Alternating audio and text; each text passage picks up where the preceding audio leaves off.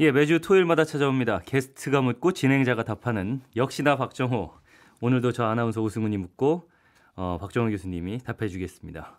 안녕하세요, 교수님. 예, 안녕하세요. 예, 오늘은 중국이에요. 예, 맞습니다. 예, 부동산 경기 침체 점점 심화되고 있다. 중국 경제 상황이 녹록치 않다 이런 얘기가 계속 나오고 있는데 경제가 안 좋게 흘러가다 보니까 체제에 대한 의구심을 나타내는 목소리도 또 많아지는 것 같고요. 네. 이 부분은 어떻게 봐야 되는지 좀 정리를 해 주실까요? 네, 사실 요즘 중국 경제가 예전과 전혀 다른 모습을 많이 보이다 보니까 네. 투자하시는 분들 아니면 중국과 실물 차원에서 교역을 하시는 분들 등등 많은 분들이 중국 경제를 이제 어떻게 해석해야 되는지 고민이 많으신 것 같더라고요. 네네. 예를 들어서 이런 거겠죠. 뭐 중국 경제 지금처럼 앞으로도 당분간 계속 안 좋아진다고 봐야 될까요? 이렇게 우려하시는 분도 있고 예. 아니면 아닙니다. 중국 경제 이제 잠시 암흑기는 거치고 다시 반등할 수밖에 없어요. 이런 여러 갑론을박이 있는 게 사실입니다. 네. 그런데 이런 갑론을박 과정에서 중국 경제를 진단하기 위한 여러 가지 뭐라 그럴까요? 뭐 대안을 찾는 학자들이라든가 아니면 뭐 회사 내부에서의 어떤 뭐 전략 전술 뭐 보고서 이런 것들을 보면 가끔 혼동하는 게 하나 있어서 오늘 꼭 말씀드리고 싶었거든요. 어떤 점을 좀 혼동을 많이 하나요? 네. 사실 미국 경제를 분석하는 방법론과 예. 중국 경제를 분석하는 방법론은 전혀 달라야 되거든요. 예. 무슨 소리냐 하면요. 미국이라는 나라는 가능하면 이 시장 원리라는 걸 잘 건드리지 않습니다. 자유시장 경제 체제. 그렇죠. 네. 그러다 보니까 국가가 가능하면 개입하지 않고요.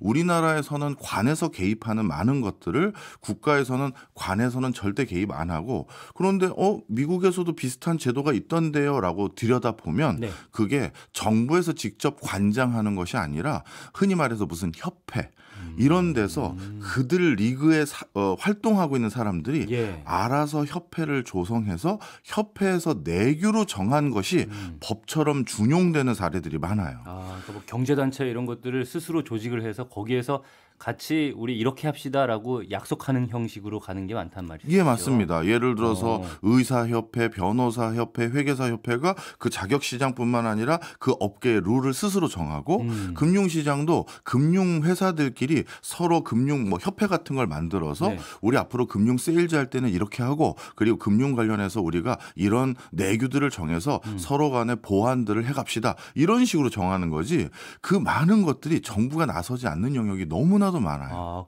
근데 지금 어쨌든 중국을 짚기 위해서 미국과 비교를 하기 위해서 미국 얘기를 하셨는데 네. 그러면 미국에서는 그렇게 협회 같은 것들이 어떤 약속 형태로 되면 그렇게 정하면 네.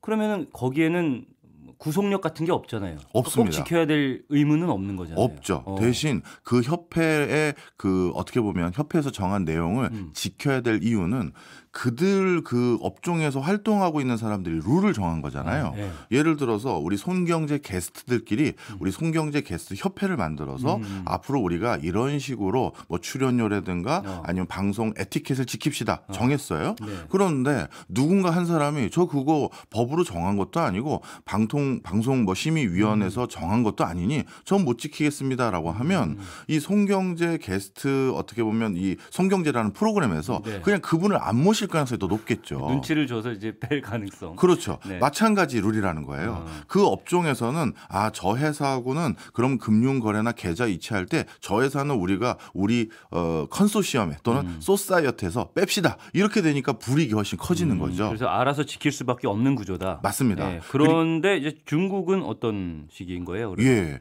중국은 그런데 이렇게 정부가 저 뒤에 있는 것이 아니라 네. 정부가 저 맨 앞에 있고 오늘 이제 본격적으로 말씀드릴 이 시진핑 체제 이제는 정부라는 표현보다도 또는 공산당이라는 표현보다도 더 정확한 워딩은 중국 경제를 이해하는 데는 시진핑 한 사람의 머릿속 또는 시진핑 한 사람의 경제 철학이 무엇인지를 알아가는 게 중국 경제를 중장기적으로 진단하는데 훨씬 더 유용한 프레임이다라는 걸 말씀드리려고 하는 거예요. 그러면 오늘 오늘 설명해 주실 부분은 시진핑을 중심으로 설명을 해 주시겠다 이런 말씀이겠네요. 그렇습니다. 예. 특히 중국 경제를 시진핑 한 사람을 중심으로 왜 해석을 해야 되는지를 이제 말씀드릴 근거들을 오늘 많이 말씀드리려고 하고요. 예, 예. 그리고 앞으로도 뭐 그럴 기회가 있을 때마다 중국 경제를 시진핑 경제 체제에서 어떻게 이해해야 되는지가 더 적합한지 말씀드리려고요. 시진핑 경제 체제 뭐 이런 특징 같은 것들이 있습니까? 예. 일단 시진핑 경제체제 가장 큰 특징이 네. 예전에도 분명 중국은 한 주석이라는 사람이 있어서 그 사람 중심으로 국가가 상당히 조율되어 있는 것 같은데 예. 특히 이번에 시진핑 체제를 왜 이 사람 중심으로 중국 전 경제를 생각하면 되는지 네. 요거부터 말씀을 드려야 될 것 예, 같아요. 원래 중국은 분업이 잘 되어 있는 집단 지도 체제라고 보셔도 과언이 아니에요. 예, 공산당을 중심으로 한. 맞습니다. 그렇죠. 특히 7명의 뭐 상임위원이라는 게 있고 그다음에 총리가 있고 주석이라는 게 있는데 네. 원래 업무 분장상 중국의 경제를 관장하는 사람은 총리가 하는 역할이고 예. 예전으로 따지면 리커창 총리라는 리커창. 사람이죠. 예, 예. 그런 총리 역할이 그 경제를 담당하는 거고 시진핑 주석과 같은 주석은 대외적으로 중국을 대표하는 인물이자 그러니까 외교, 주로 국방 뭐 이런 쪽을 관장하는 업무가 나눠져 있었어요. 네네. 그리고 그렇게 업무가 나눠져 있었던 것도 있었지만 실질적으로 예전에 지금이 시진핑 3기라고 하거든요. 시진핑 1기, 2기 때는 시진핑이 혼자 할 수가 없었어요. 그건 왜 그래요? 눈치를 봐야 됐기 때문입니다. 이것도 좀 설명을 간단히 드리면요. 네네. 우리가 중국의 국가 권력은 크게 세 가지 어떤 뭐라 그럴까요?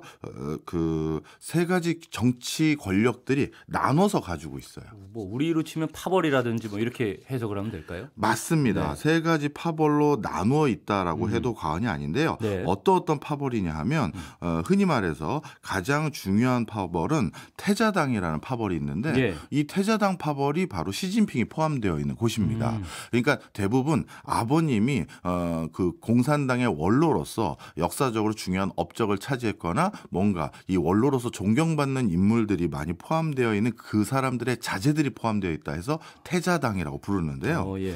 시진핑은 여기 소속이라고 해도 과언이 아니고요.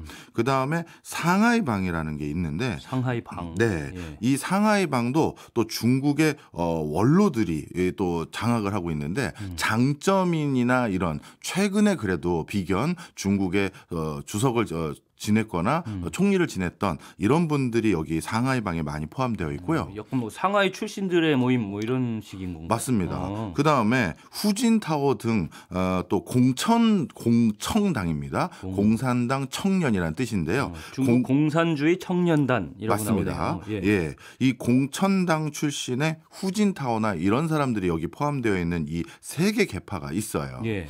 그런데 원래 시진핑을 주석으로 앉히거나 권좌에 올리는데 지대한 공을 했던 집단은 상하이방이었어요.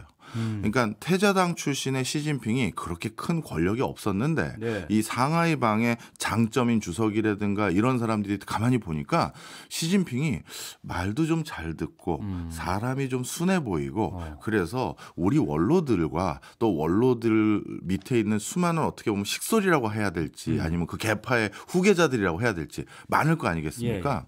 이 사람들의 뒷배가 돼줘야 되는데 이 장점이나 이런 원로들은 그러면 이번에 자신들이 옹립하는 새로운 미래 권력은 자신들과 좀 우호적으로 지낼 수 있는 성품이나 그런 관계 설정에 있는 사람을 앉혀놔야 되잖아요. 원로들의 말도 잘 들어주고 어쨌든 우리의 좀 입김이 들어갈 수 있는 사람. 그렇죠. 예. 이런 뭐 내가 부탁이 있는데 자네가 좀 들어주게 했을 때 예 알겠습니다. 할 수 있는 사람이어야 되잖아요. 네네.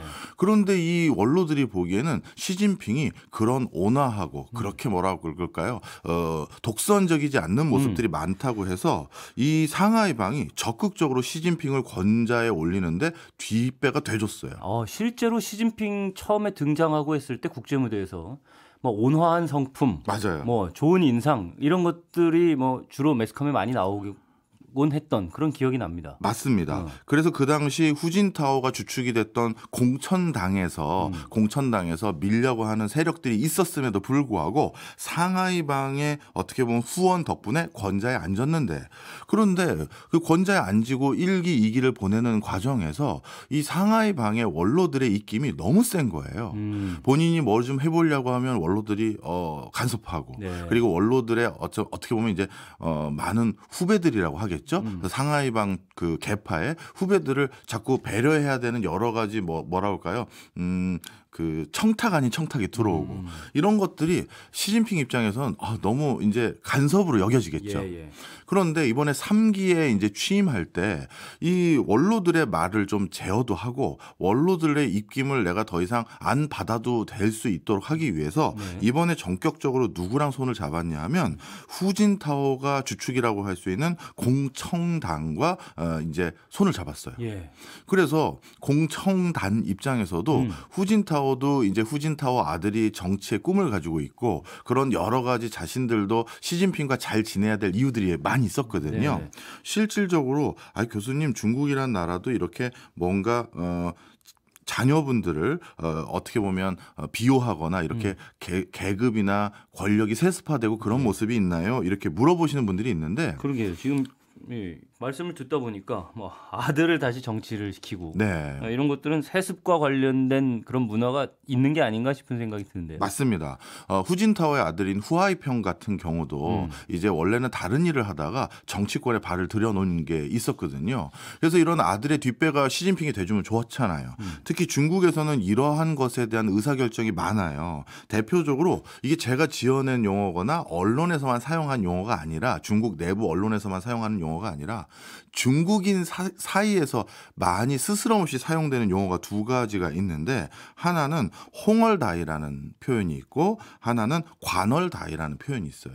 홍얼다이, 관얼다이. 예. 다이는 자제, 누구의 아들 이런 뜻이고요. 예. 홍얼은 혁명 원로 이런 뜻이에요. 그러니까 홍얼다이는 혁명 원로들의 자제분들 이런 예. 뜻이고 관얼다이는 고위 관료들의 자제들 이런 뜻이에요. 예.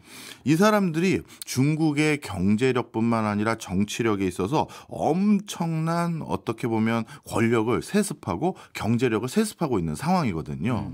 그러다 보니까 이 홍얼다이 아니면 관얼다이를 배려하는 정치적 의사결정을 안 할 수가 없는 거예요. 시진핑 주석도. 네. 그런데 이 3기 때는 본인이 그러고 싶지 않았나 봐요. 그래서 후진타오가 중심이 됐던 공청단과 손을 잡았는데 자, 이번에 3기에 결국 자기가 등극하고 나서 예. 그다음에 당대회 때 굉장히 이례적인 모습이 하나 보여졌던 게 있죠. 후진타오가 바로 시진핑 옆자리에 앉아 있었는데 네. 그 후진타오를 웬 경호원들이 당대회 하기 바로 직전에 그렇죠. 끌고 나갔어요. 예. 이거는 사실 시진핑이 이제는 나는 누구의 말도 듣지 않고 누구와도 정치적 협상에 의해서 옹립된 사람이 아니라 나 한 사람의 중국을 만들어 가겠다라는 걸 언론에 일부러 흘리기 위한 하나의 퍼포먼스였어요. 왜냐하면 후진타오를 진작에 뭐 당 대회 배석시키지 않게 하기 위해서라든가 아니면 후진타오 그 세력들 공청당을 이제 뭔가 견제하기 위해서는 사실 그 대회 석상에 아예 처음부터 입회하지 못하도록 할 수도 있잖아요. 네. 그런데 일부러 국내 국외에 내가 이번에 3기에 등극하는데 후진타오가 중심이 된 공산당 청년 단체 여기에 지원을 받은 거 다 알고 있는데 난 이들마저도 이제 배제했다. 이걸 보여주는 거죠. 그러니까 우리가 뉴스에서 그 장면을 보고서 나온 해석들이 중국 내의 권력 장악을 보여주는 사례다. 이런 해석까지는 저희가 이제 볼 수 있었는데 네. 여기에 이제 상하이방, 네. 공청단 네. 이런 파벌이 끼어들어온 건지까지는 몰랐거든요. 네. 예, 이게 다 지분 싸움이거든요. 그러네요. 예. 그러니까 결국에는 시진핑이 이게 1기, 2기, 3기가 5년마다 재집권이잖아요. 네. 예. 그러니까 5년마다 한 번씩 집권을 다시 하면서 3기에 이르러서 그러니까 10년 동안 집권을 한 거죠. 10년 동안 집권을 하는 과정에서는 상하이방과 공청단 네. 이 두 가지 파벌에서 줄타기를 하다가 네. 이제는 완전히 독자적인 권력을 쥐고 혼자서 권력을 완벽하게 장악했다. 그렇죠. 이렇게 볼 수가 있는 거겠네요. 예, 바로 이 과정에서 이 장악을 굉장히 제가 서두를 길게 설명드렸던 네. 이유가 이들을 장악하기 위한 전략 전술로 시진핑이 첫 번째 내세웠던 경제 정책이 경제 정책 중에 하나. 바로 반부패와의 싸움이에요. 반부패와의 싸움을 하는데 왜 이 집권과 관련이 있는 건가요? 왜냐하면 상하이 방과 공청단을 견제하려면 그들을 숙청해야 되는데 예. 명분이 있어야 되잖아요. 그들이 어쨌든 계속해서 권력을 쥐고 있었기 때문에 그렇죠. 부패의 가능성이 클 수밖에 없는 상황인 거군요. 각종 이권에 개입했고 각종 스캔들에 결부되어 있었고 이런 것들이 있었는데 네. 그거를 예를 들어서 시진핑이 혼자서 갑자기 누군가의 자리에 앉아있던 사람을 그게 또 누구 고위 관료의 자제거나 아니면 원로들의 자제분인 경우가 많은데 그냥 갑자기 어디 한직으로 보내버리거나 탄핵을 시켜버리거나 해버리면 해임시켜버리거나 하면 이건 결국 배척하는 거잖아요. 그렇죠. 그러니 원로들에게 또는 당의 고위 관료들에게 이럴 수밖에 없는 상황, 개연성이 필요한데 명분이 필요한 거죠. 그렇죠. 예. 그게 바로 반부패와의 척결. 이 반부패 싸움이 그 어떻게 보면 그 방법론이 돼버린 거죠. 거의 다 그러면 권력을 쥐고 있던 이 상하이방과 공청단 출신의 권력자들은 대부분 부패했다라고 봤기 때문에 어쨌든 이런 정책을 편 거 아니겠습니까? 맞습니다. 실제 중국 내부의 국민들을 대상으로 설문조사를 중국 내부의 설문조사 기관뿐만 아니라 해외 설문조사 업체들도 중국인들이 원하는 미래상에 대한 설문조사를 굉장히 많이 했어요. 네. 이거는 뭐 한두 번 한 게 아니라 정말 수백 번 이상 했는데 중국인들이 그리는 자신들의 미래의 1순위가 민주화가 아니에요. 1순위가 무조건 부패 척결이에요. 아니 도대체 뭐 하나만 하려고 하면 관에다가 뭔가 사업권 하나 신청하려고 하면 꼭 뭐 흔히 말해서 우리가 그 관시? 관시 아니면 뭐 돈을 좀 줘야 된다든가 예. 이런 게 있어야 되고 돈은 안 주더라도 똑같은 비즈니스를 하는데 저 사람은 인허가가 먼저 나오고 나는 인허가가 안 나오고 그게 뭔가 봤더니 알고 봤더니 저 사람은 누구의 사촌이다 누구를 안다 이런 것들이 있으니 이게 뭐냐 이런 것들이 이제 울분에 찬 거죠. 예. 어찌 보면 중국이란 나라가 그동안 정말 전 세계의 경이적인 수준의 고도 성장을 했잖아요. 그렇죠. 그러니까 중국인들의 불만은 나에게도 기회를 주면 나도 부자가 될 수 있는데 왜 기회를 내가 못 받는가 봤더니 연줄이 없거나 아니면 돈을 달라고 하는 이런 여러 가지 부조리함 때문에 나는 기회를 못 얻어서 이렇게 됐다. 이 인식이 많았던 거죠. 그러니까 우리가 공산주의를 뭐 정확하게 알지는 못하지만 그 네. 체제를. 근데 공산주의라고 하면 뭐 떠오르는 거는 어쨌든 공산이라는 말 자체가 공평하게 좀 나눠 가져야 되는 그런 느낌이 있잖아요. 네. 예. 생산 자체를 또 공평하게 하는 거고 네. 그다음에 그걸 나눠 갖는 것도 공평하게 한다라는 그런 기본적인 개념이 있는 체제인데 네. 거기에서 어쨌든 무언가를 이렇게 사업권이라든지 아니면 뭐 땅이라든지 말씀하신 무언가를 받아내려고 하는데 이게 공평하게 이루어지지 않고 그럼요. 예.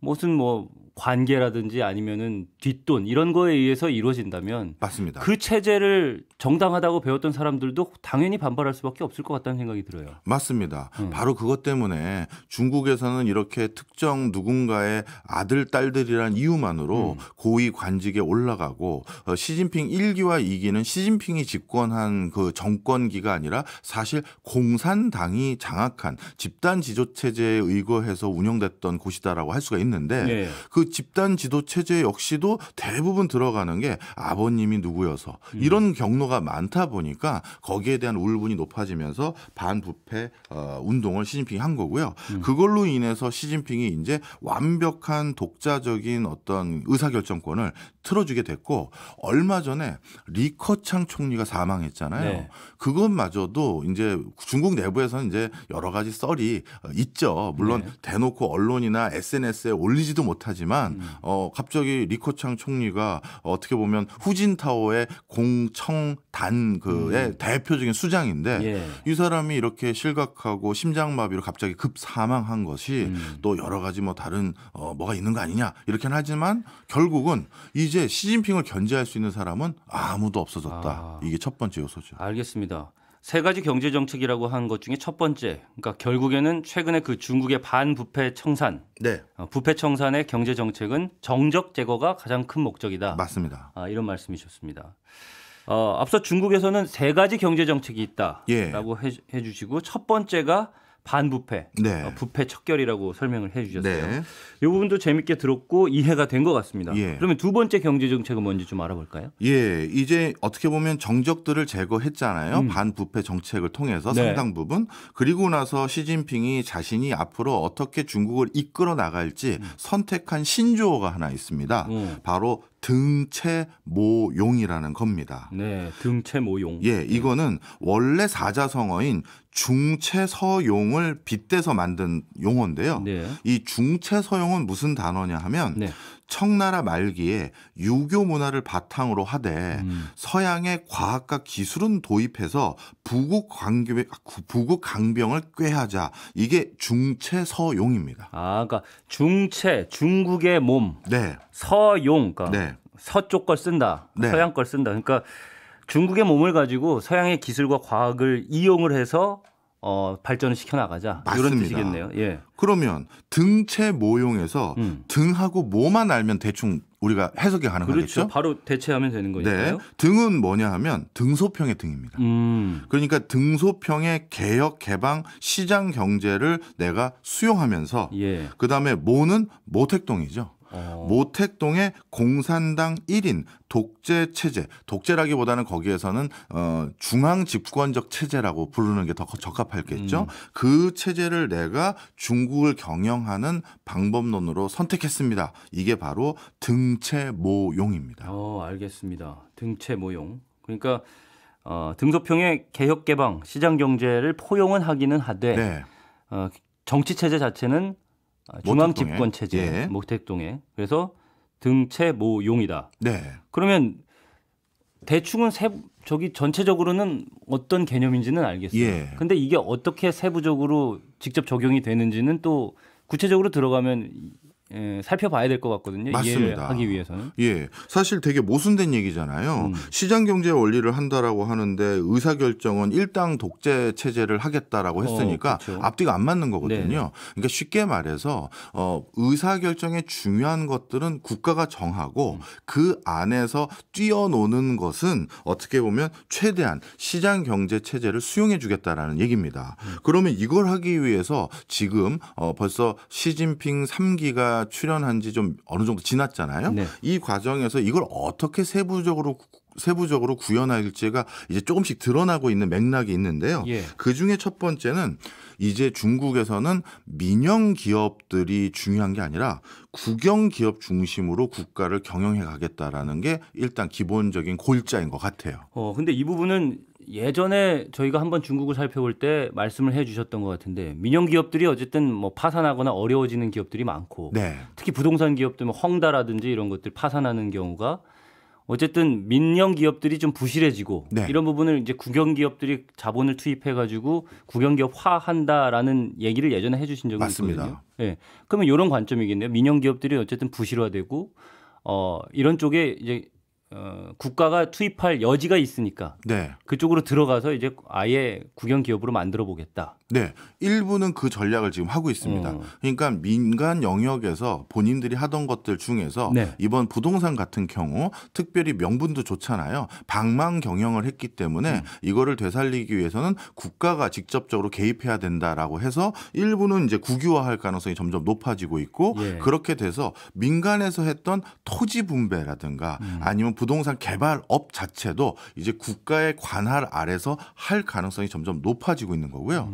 그다음에 중국에서는 미국과 똑같은 빅테크 기업들이 많아요. 뭐 바이두, 텐센트 이런 회사들이죠. 예. 이런 빅테크 기업들의 공통적인 어떤 니즈는 뭐냐 하면 우리의 그 무궁무진한 상상력, 이 무궁무진한 상상력을 괜히 규제 때문에 지연받거나 억제하지 말아 주십시오가 어떻게 보면 IT 업계의 가장 원하는 지향점이에요. 제재를 너무 세게 가해주지 마세요. 예, 네. 그래서 실제 미국 같은 경우는 구글의 자율주행 자동차 이런 것들은 10년 전부터 미국 각 도로를 막 돌아다니고 하잖아요. 네네. 다른 나라는 다 그게 불법인데. 그래서 이런 것들이 미국은 그런 걸 허용해 주니까 저렇게 빨리 시도해보고 발달을 하니 네. 우리 중국도 그렇게 해달라 해서 예전엔 진짜 중국이 그런 기저가 많았어요. 그래서 전 세계에서 드론과 관련된 규제가 없는 상황에서도 중국은 드론 규제 없어도 날려 개발해봐 팔아봐 이런 게 있었거든요. 그러다 보니까 그런 시장을 점점 더 중국이 장악하게 되는 것이고요. 예. 그랬는데 이제 그런 빅테크 기업에게 자유로운 기회의 장을 점점 줄 생각이 없는 거예요. 이제 민간이 스스로 더 자가 발전할 수 있는 기회를 차단하고 국가가 그것을 허락하고 확인하고 절차를 거쳐서 인정할 때만 할 수 있도록 바꾸겠다는 거죠. 그런데 등소평 이후에 개혁개방 시장 경제를 지향을 하면서 네. 중국이 굉장히 발전을 많이 했잖아요. 네. 그러면 그 체제가 그 경제 체제가 본인들한테도 유리하다라는 판단이 분명히 있을 것 같은데 맞습니다. 그럼에도 불구하고 국가가 나서서 제한하고 우리가 주도하겠다라고 결정을 하게 된 이유가 있을 것 같은데. 맞습니다. 그 여러 가지 이유들 중에서요. 예. 첫째는 체제를 자신 중심으로 정비하고자 하는 욕구가 제일 컸던 거예요. 중국에서 시진핑에 대해서 다양한 목소리를 내는 주체들을 살펴봤더니 특히 민간에서 엄청난 부를 창출해서 어떻게 보면 우리나라도 이렇게 표현하면 좀 너무 과한 표현인지 모르겠는데요. 대한민국의 의사결정은 누가 몇 프로씩 가지고 있을까요? 이걸 예를 들어서 오승은 아나운서께 제가 여쭤봤어요. 그러면 분명 뭐 정치 네. 권력도 몇 프로 가지고 있을 거고 그렇죠. 정부 권력도 얼마 가지고 있을 거고 네.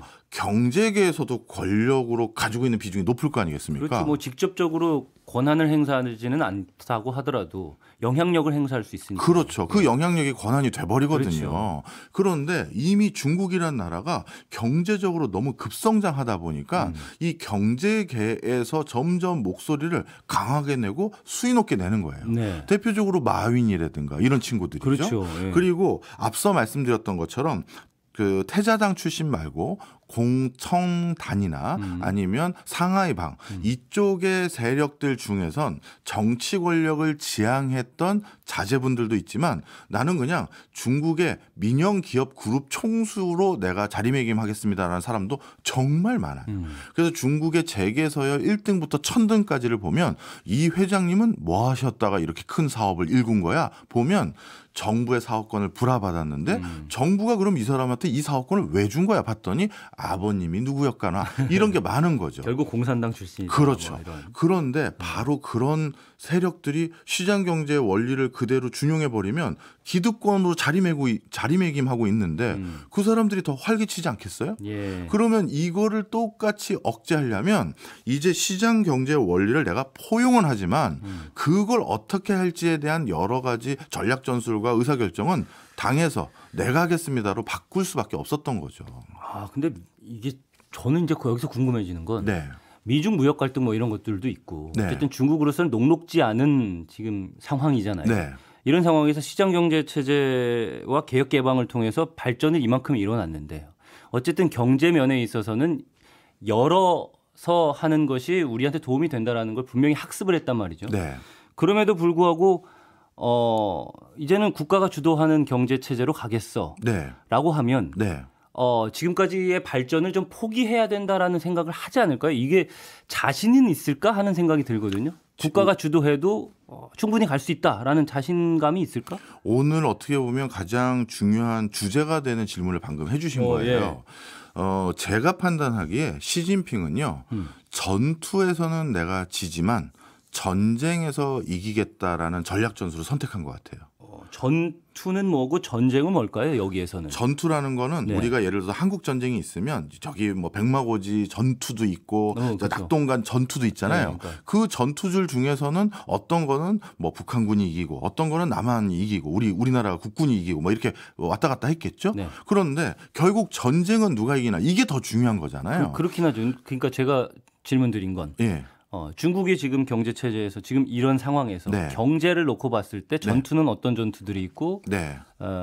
전쟁을 이긴다는 것은 경제 체제에서 볼 때 어떤 네. 의미를 갖는 것인가? 예, 지금 전투라고 하는 것은 예. 시진핑이 생각하기에는 미국의 다양한 경제 수단들, 예를 들어서 반도체와 같은 고부가가치 산업을 육성하려고 했더니 장비를 못 들여오게 막는다. 그러면 이 전투에서 이기려면 미국은 막고 있지만 우리가 네가 막았던 장비 다 사왔어. 그래서 우리 반도체 개발하고 있어. 이 소리를 덜컥 할 수 있어야 되는데 지금 그거 못 하고 있거든요. 네네. 그리고 앞으로도 못 할 가능성이 거의 뭐 확정적인 상황이에요.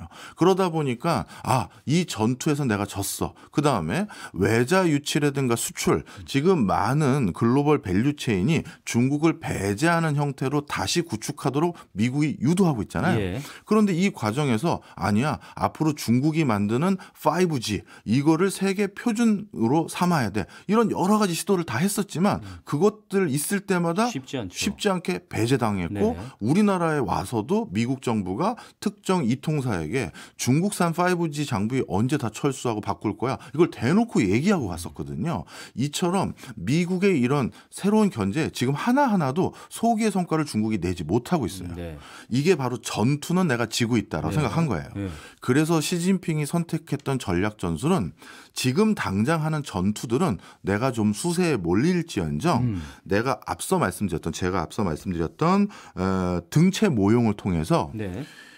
훨씬 뒷단에, 그러니까 장기적인 플랜을 새로 짜서 이 다음 장기적인 큰 판세는 내가 우위에 점할 수 있도록 중국의 경제 구조를 송두리째 바꿔가는 걸 지금 시작하고 있는 거예요. 그러니까 그 내가 우위에 점한다는 거는 중국 내의 정치 체제에서 시진핑이 우위를 점하겠다는 거예요? 아니면은 세계 경제에서 중국이 미국을 앞서고 우위에 서겠다는 내용입니까? 세계에서 미국을 제외하고 자신이 더 우위에 설 수 있는 요소를 만들기 위해서라도 중국 내부를 1인 중심 체제로 가야 한다라는 게 시진핑의 대의명분인 거죠. 나만 믿고 따라오면 세계 제1의 굴지의 대국을 만들 수 있다. 예. 나만 따라와라. 이런 류의. 맞습니다. 네. 그 대표적인 증거가 하나 있어요.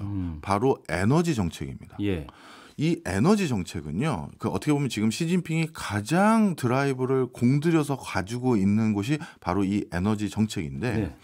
이 에너지 정책은 다른 산업 정책과 다른 특수성이 하나 있는데요. 이거는 세대 단위로 계획을 해야 돼요.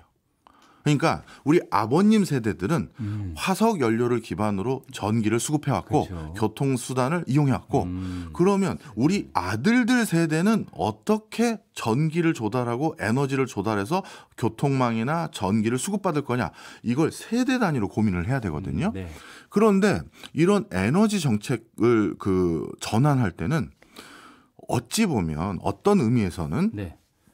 시진핑 체제와 같이 약간 권위주의적인 경제 체제를 가진 곳이 전환은 좀 수월할 수 있겠죠. 아, 그렇죠. 왜냐하면은 우리가 지금 화석 연료를 다 전기로 대체하려 그래도 사람들이 어쨌든 가솔린을 쓰는 관성이 있기 때문에 그렇죠. 전기로 바로 갈아타지를 않을 거란 말이죠. 맞습니다. 그러니까 보조금을 뭐 주고 이런 식으로 유도를 하는 게 우리 네. 방식이라면 예. 중국은 이제는 가솔린 못 써. 다 전기로 써야 돼. 이렇게 국가에서 지정을 해버리면은 뭐 그 방향으로 갈 수밖에 없는 거니까. 지금 정확하게 얘기해 예. 주셨어요. 사실 미국 같은 경우는 이미 화석 연료를 기반한 산업 생태계가 아주 공고하게 많이 있잖아요. 그러다 보니까 여기에 이해관계가 얽혀 있고 여기에서 먹고 사는 사람들이 너무 많은 거예요. 네. 그 사람들에게 하루아침에 전기로 다 바꾸니까 이 사업 접으세요 할 수가 없어요. 그러니까 보조금 주면서 네. 자꾸 오도록 땡기고 유도하는 것밖에 못 하는데 그렇죠. 중국에서는 실제 어떤 일이 있었느냐. 저도 몇 해 전에 출장 갔다가 깜짝 놀란 게 있는 거예요. 뭐냐 하면 거리에 돌아다니는 오토바이가 네. 잠시만요. 거리에 오토바이라고 해야 되죠? 네. 거리에 돌아다니는 오토바이가 네. 전부 다 전기로 바뀐 거예요. 그래서 제가 원래 이런 거는 과도기라는 게 있잖아요. 네. 전기 스쿠터도 다니고 그냥 석유로 가는 스쿠터도 다녀야 되는데 이게 다 한 번에 바뀌어 있길래 거기 식당 아주머니께 여쭤봤어요. 아주머니, 이거 언제 다 이렇게 전기 스쿠터로 이 동네 가게들이 다 바꾼 거예요? 그랬더니 그 아주머니가 화를 내면서 네. 아니 정부에서 전기 스쿠터로 언제까지 바꾸세요 얘기를 했는데 우리 같이 장사하는 사람이 바꿀 수가 있나요? 그래서 그냥 당분간 쓸 수밖에 없다 생각해서 쓰려고 했는데 어느 날 아침에 출근해서 가게 문을 열려고 했더니 스쿠터를 다 가져가 버렸다는 거예요. 전기 아닌 건 그냥 싹 실어서 다 없애버린 거예요. 이게 권위주의 정부니까 가능한 일이잖아요. 그렇죠. 바로 시진핑은 본인의 체제가 가지고 있는 장점을 가지고 승부를 보려는 거예요. 아, 그래서 이런 표현을 대놓고 여러 차례 했고 중군의 관영 여러 일보들 있지 않습니까? 관영 신문들에서 뭐라고 얘기를 했냐면 이 2040년 뭐 50년 뭐 이건 언급한 연도는 조금씩 차이가 있어요. 예. 그때는 전 세계에서 가장 청정한 국가를 중국을 만들어 놓겠다. 아, 그래서 지금 전 세계가 중국 물건 안 사는 명분으로 삼고 있는 석탄 떼서 그래서 싸게 싸게 생산해서 그래서 지구 환경 오염시켜 만든 물건 이 이미지 싹 걷어 없애고 진짜 친환경을 기준을 삼을 수 있는 그 모든 거를 중국 내부에서 만들겠다가 시진핑의 첫 번째 지금 강력한 드라이브예요. 아, 우리가 탄소 배출 규제 뭐 이런 거 세계 각국이 회의를 했다. 그런데 거기에서 어쨌든 결론을 또 못 냈다. 뭐 이런 뉴스들을 계속 보고는 하는데 그렇죠. 중국에서는 그럴 일이 없다. 그냥 네. 국가가 주도적으로 에너지는 앞으로 이제 신재생 에너지, 친환경 에너지로 가겠다라고 하면은 그 체제에 맞춰서 딱딱딱딱 따를 수밖에 없는 권위주의 체제이기 때문에 네. 그게 이제 경제에도 영향을 미칠 수밖에 없고 당장은 그래서 전투에서 질 수밖에 없는 상황이더라도 장기적으로 봤을 때 네. 미래에서 전 세계가 가려고 하는 방향에는 우리가 먼저 도달해 있을 수 있다라는 네. 자신감이 있다는 거죠. 그렇습니다. 알겠습니다. 그거를 등체 모용이다 네. 한다는. 여기서 하나만 부연 설명 잠깐 드리면 예. 그걸 위해서 실제 시진핑이 지금 가동한 게 뭐냐면 전 세계 유럽, 미국, 아시아에서 모든 공장에서 태양광 패널을 생산할 수 있는 캐파보다 네. 중국 내에서 태양광 패널을 생산할 수 있는 캐파가 더 커요. 아, 그러니까 전 세계를 다 커버할 수 있는 생산 뭐 어떻게 보면 공급량을 이미 구축해놨고요. 그 다음에 똑같이 유럽 전 국가, 그 다음에 미국 전 국가에서 전기 자동차를 생산할 수 있는 캐파보다 중국 내에서 전기 자동차를 생산할 수 있는 캐파가 더 커졌어요. 그러니 그렇군요. 이제 본인이 내수시장 그 엄청난 내수시장을 기반으로 규모의 경제를 실현해서 네. 산업표준뿐만 아니라 전 세계의 공급을 좌지우지하겠다. 특히 에너지를 중심으로 이걸 결정한 거고요. 알겠습니다. 뭐 그런 상황입니다. 아, 세 번째 경제 정책은 뭔가 그러면 한번 정리를 해볼까요? 네, 이런 걸 할 때 당연히 또 국민들의 민심을 다독거려야 될 필요가 있습니다. 그렇죠. 아까 말씀하신 대로 오토바이를 다 실어가고 그러면 안 되니까. 전기 아니니까 그냥 가져간다 그러면 불만들이 치솟을 거 아니겠어요? 네, 그러다 보니까 시진핑이 바로 이렇게 국민들을 도닥거리고 그리고 그냥 무분별하게 시장 경제를 도입했더니 마치 시장 경제 도입했으니 능력 있는 사람만 더 부유해지고 능력 없는 사람만 가난해진 게 아니라 네. 가만히 중국 국민들의 마음을 들여다봤더니 제가 능력 있어서 저 돈 많이 번 게 아니라 누구 아들 딸이어서 많이 번 거라니까요. 그거거든요. 불공평해. 그래서 공평하게 해주겠다. 그래서 공동 부유예요. 아, 공동으로 모두. 부유하게 그렇죠. 부자가 되게 해주겠다. 맞습니다. 예. 사실 덩샤오핑이 말했던 말을 요즘 여러 차례 인용하세요. 덩샤오핑이 뭐라고 했냐면 네. 덩샤오핑의 그 경제 정책이 대표적으로 뭐냐면 흑묘백묘론이 있어요. 예. 아시죠? 많이 들어봤죠. 예, 뭐 쥐만 잘 잡으면 그렇죠. 흰 고양이면 어떻고 뭐 검은 고양이면 어떻냐. 우리가 부유해질 수만 있다면 뭐가 문제냐. 그렇죠. 이런 게 하나 있고요. 그래서 이제 시장 경제 체제로 맞습니다. 적용한 그리고 또 거고. 한 가지가 네. 선부론이 있어요. 선부론. 예. 네. 중국이 부자가 되려면 선부, 능력 있는 사람이든 뭐 할 수 있는 사람이 먼저 부자가 돼도 나쁘지 않다. 우리 자유시장 경제 체제에서 이거를 낙수 효과라고 많이 얘기하죠. 그렇죠. 바로 그거를 이제 추종하면서 네. 그걸 하면서 뭐라고 덩샤오핑이 얘기했냐면 가난이 사회주의가 아니다. 우리 사회주의가 가난이 꼭 사회주의를 하는 게 아니다. 예. 다 잘 살아보자 이거였거든요. 바로 이 얘기를 요즘 여러 차례 다시 얘기하세요. 그래서 이 양극화로 당신만 계속 가난해지게 우리 놔두지 않을 겁니다. 공동 부유할 겁니다. 이제 그러면서 민심을 다독거리면서 이제 이 엄청난 드라이브를 추진하고 있는 거죠. 어쩌면 첫 번째 방법 부패 척결. 네. 이것과도 관련이 있네요. 양극화를 없애고 네. 그런 부패들을 막고 이제 공평하게 모두가 다 잘 살게 하도록 하겠다. 네. 그리고 그것뿐만 아니라 그럼 공동 부유를 하기 위해서 무슨 정책을 세부적으로 이제 할 겁니까라고 했을 때 대표적으로 중국도 우리랑 똑같아요. 계층 이동을 하게 되는 가장 큰 경로는 흔히 말해서 학력이거든요. 좋은 학교에 진학하는 거. 예. 그런데 이 좋은 학교에 진학하는 것조차도 중국도 엄청난 사교육이나 이런 것들을 통해서 뭐 말 그대로 돈이 있어야 좋은 학교에 진학할 수 있다. 이런 인식들이 많아지다 보니까 사교육을 강하게 철폐해서 어떻게 보면 사교육 회사들 우리로 따지면 뭐 특정 회사를 언급해서 죄송합니다만 뭐 메가스터디라든지 이런 대표적인 사교육 회사들을 아예 무슨 재단법인처럼 그냥 비영리법인처럼 만들어 버렸어요. 그러니까 이제 니네 이렇게 사교육으로 돈 버는 거 안 돼. 이렇게 만들어 버린 것도 공동 부유의 일환이고요. 그다음에 중국은 데이터청이라는 거가 그런 개념의 공공기관을 만들었는데 이제는 21세기는 데이터를 얼마나 많이 가지고 있느냐가 바로 그 데이터가 석유다 이런 소리도 하잖아요. 그 데이터 이제 니네가 먼저 기득권으로 플랫폼 만들었다고 니네 데이터라고 하면 안 돼. 다 가져와 하고 국가가 가져간 거예요. 그리고 뭔가 누군가가 청년들이 또 저희 스타트업 해보겠습니다 했을 때 데이터 내가 줄게. 저기 우리로 따지면 네이버가 가진 데이터, 다음이 가진 데이터, 카카오가 가진 데이터 그건 그 회사의 가장 중요한 자산인데 그거 내가 마음대로 줄 수 있는 권한이 있어. 이렇게 해버리겠다는 거예요. 이 부분은 앞으로 AI가 발전할 수밖에 없다는 부분을 노린 것 같다는 생각도 들어요. 맞습니다. 예, AI는 어쨌든 데이터를 기반으로 학습하고 계속 발전할 수밖에 없기 때문에. 그렇죠. 그러니까 청년들과 미래 세대들에게 AI 시대에 나도 새로운 거부가 될 수 있어. 국가가 기회를 줄 수 있을 것 같아라는 꿈과 희망을 주겠다는 거죠. 알겠습니다. 세 번째로 공동부유까지 말씀을 해주셨어요. 예. 첫 번째로 이제 부패 척결, 두 번째가 뭐였죠? 등체 모용. 등체 모용이었고 세 번째가 공동부유 이렇게 세 가지가 시진핑의 세 가지 경제 정책이라고 설명을 해주셨는데 자 그렇다면 시진핑은 언제까지 집권할 수 있을까? 왜냐하면 시진핑이 어쨌든 하고자 하는 것들은 장기 플랜이라고 하셨잖아요. 그러면 이게 완성이 될 것인가라는 걸 생각해 보면 집권이 언제까지 가능할까가 가장 궁금한 지점이거든요. 맞습니다.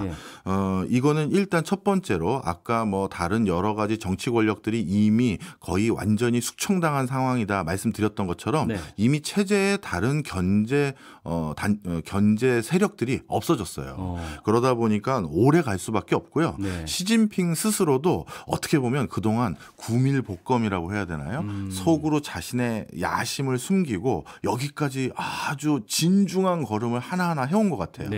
평소에 시진핑이 존경한다고 해야 될지 흠모해 왔다고 해야 될지 하는 권력이 두 사람이 있는데 이 두 사람에게 아마 많은 영감을 받은 것 같은데요. 그 두 사람이 누구냐면 한 사람은 마오쩌둥입니다.